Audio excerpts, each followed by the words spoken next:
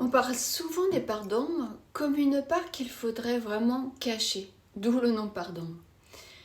Mais si en réalité, en les maintenant justement dans l'ombre, on se coupait d'une part essentielle de nous, d'une part primordiale, d'une part qui demanderait à être présente.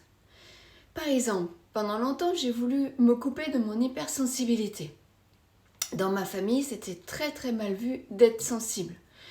On valorisait des qualités comme le combat, comme la force, comme la rigueur, des qualités qui étaient transmises de génération en génération. Et j'ai cru que c'était justement une façon de faire. Donc j'ai même pas cherché à faire autrement. J'ai accepté ces qualités qui m'étaient imposées. Elles sont bien, ces qualités, je ne dis pas le contraire. Mais je me suis pour cela coupée de ma sensibilité. Et je me suis rendu compte que dans ma vie, c'était un combat permanent. Ma vie était rude. Et quand j'ai laissé ces parts en moi que j'avais chassées ouvertement à vraiment coup de poing, ces parts de sensibilité, je les ai laissées exister. La vie est devenue plus fluide. La vie est devenue plus légère pour moi. Alors ce que je mettais dans l'ombre, c'était une part de moi qui était essentielle.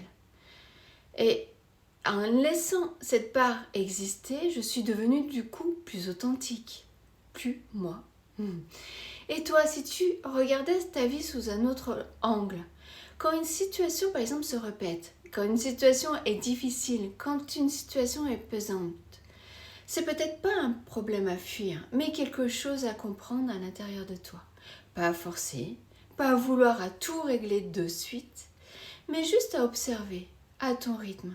Comme si c'était une petite formation, comme si la vie te proposait justement une petite formation. Une invitation à aller jeter un coup d'œil dans une part de toi qui est restée dans l'ombre.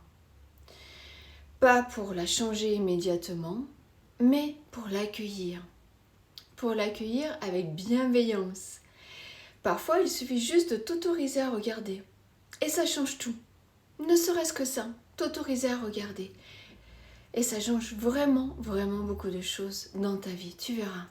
Voilà, c'était juste une idée posée autour d'un thé. Bonne fin de journée.